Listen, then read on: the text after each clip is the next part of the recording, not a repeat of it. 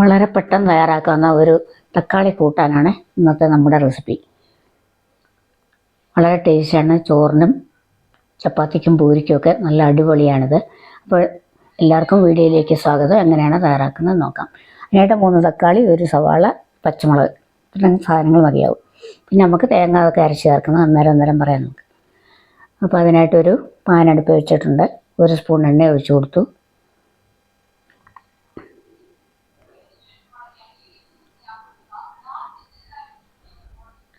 എണ്ണയൊന്ന് ചൂടാകുന്നവരെ നമുക്ക് വെയിറ്റ് ചെയ്യാം.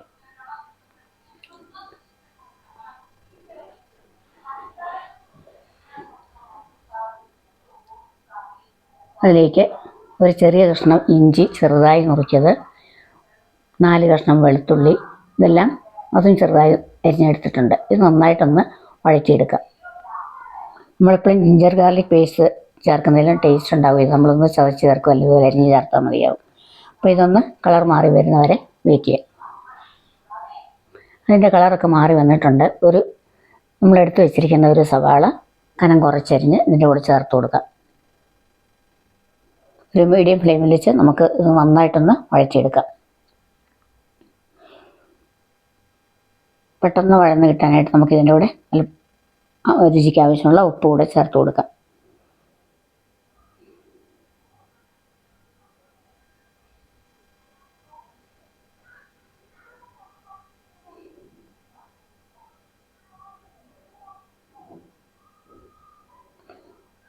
ഉപ്പ് ചേർത്ത് കഴിയുമ്പോൾ നമുക്ക് പെട്ടെന്ന് വഴന്ന് കിട്ടും. അങ്ങനെ ചുമക്കെ അങ്ങനെ വറക്കൊന്നും വേണ്ട, ഒന്ന് സോഫ്റ്റായാൽ മതിയാവും.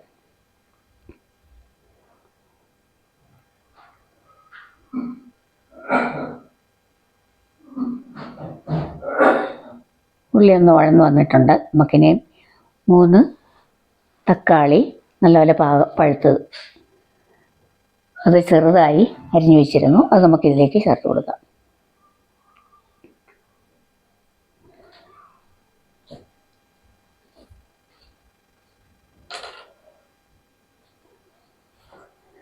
ഇനി തക്കാളി നന്നായിട്ടൊന്ന് വഴച്ചെടുക്കണം.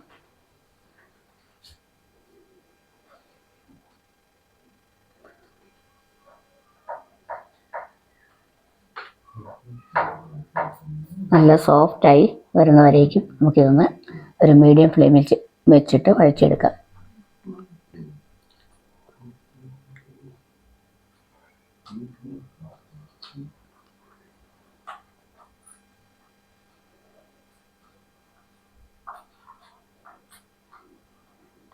ഇതിനെയും ലോ ഫ്ലെയിമിൽ വെച്ചിട്ട് അടച്ച് വെച്ച് ഒരു 2 മിനിറ്റ് കൂടെ ആവിക്ക് വേവിച്ചെടുക്കണം.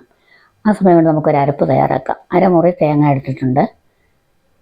അത് കുറച്ച് വെള്ളം ഒഴിച്ച് നന്നായിട്ട് അരച്ചെടുക്കണം. വെള്ളം കൂടിപ്പോകരുത്. വെള്ളം കൂടിപ്പോയാൽ അരയില്ല ശരിക്കും. അപ്പം നന്നായിട്ട് അരച്ചെടുത്തിട്ടുണ്ട്. പെരിഞ്ചീരകം ഇഷ്ടമാണെങ്കിൽ നിങ്ങൾക്ക് തേങ്ങയുടെ കൂടെ അതുകൂടെ ചേർക്കാം, നല്ലൊരു മസാല മണം കിട്ടാനായിട്ട്. ഞാനിപ്പോൾ ചേർത്തിട്ടില്ല. നമ്മുടെ തക്കാളി ഉള്ളിയൊക്കെ നന്നായിട്ട് സോഫ്റ്റായി വന്നിട്ടുണ്ട്. അതിലേക്ക് 1/2 ടീസ്പൂൺ മല്ലിപ്പൊടി, പിന്നെ എരിവിന് ആവശ്യമുള്ള, ഞാൻ വളരെ കുറച്ച് മുളക് പൊടി ഇവിടെ ചേർക്കുന്നുള്ളൂ. എരിവ് കൂടുതൽ ആവശ്യമുള്ളവർക്ക് അത് കൂടുതൽ ചേർക്കണം. 1/2 ടീസ്പൂണോളം മുളക് പൊടി, 1/4 ടീസ്പൂൺ മഞ്ഞൾപ്പൊടി. ഇനിയും പൊടികളുടെ പച്ചവാസന മാറുന്നവരേക്ക് നമുക്കിത് ലോ ഫ്ലെയിമിൽ വെച്ച് ഒന്ന് വഴച്ചെടുക്കാം.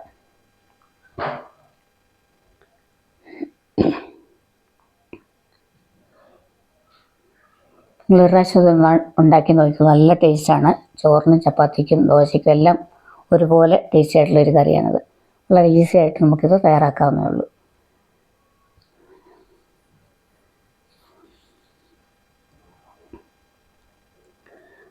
പൊടികളുടെ മണമൊക്കെ മാറി വന്നിട്ടുണ്ട്.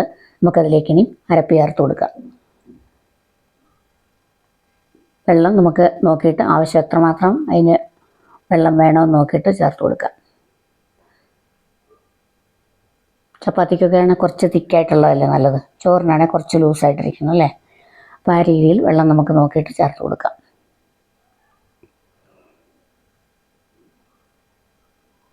തേങ്ങയൊക്കെ നന്നായിട്ട് ഒന്ന് മിക്സ് ചെയ്യാനായിട്ട് വെച്ചിട്ടുണ്ട്.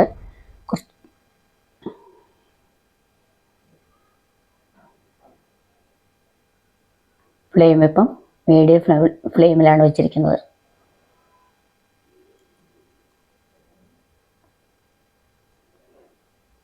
നന്നായിട്ടൊന്ന് തിളച്ച് വരണം. ഇനി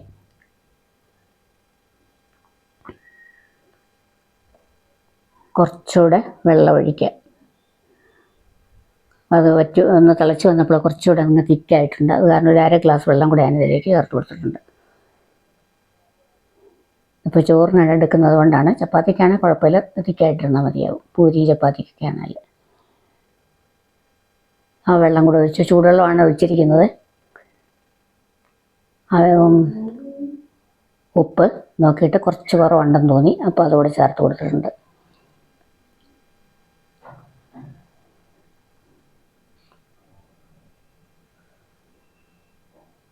നന്നായിട്ട് തിളയ്ക്കാൻ വെച്ചു.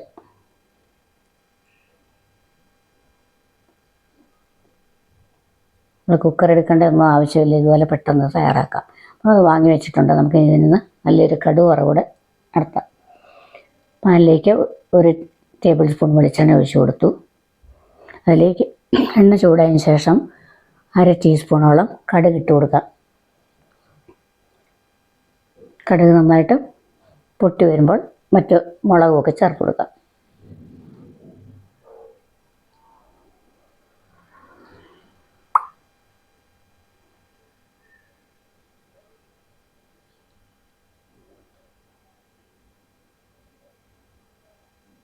കടുക് നന്നായിട്ട് പൊട്ടി വരുന്നതിന് ശേഷം ഒരു 3 ചെറിയ ഉള്ളി വട്ടത്തിലരിഞ്ഞത് കനം കുറച്ച് സ്ലൈസ് ചെയ്താണ് അത് ചേർത്ത് കൊടുത്തിട്ടുണ്ട്.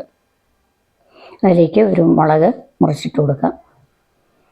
ഒരു തണ്ട് കരിവേപ്പില, ഇതെല്ലാം ചേർത്ത് നന്നായിട്ട് ഇനി ഒന്ന് വഴറ്റിയെടുക്കണം. ഉള്ളിയുടെ കളറെല്ലാം മാറിയൊന്ന് നല്ല ചുവപ്പ് കളർ വരുന്ന വരെ ചേർക്കണം. അപ്പോഴാണ് നമുക്ക് കറിക്ക് ടേസ്റ്റ് ഉണ്ടാവുക.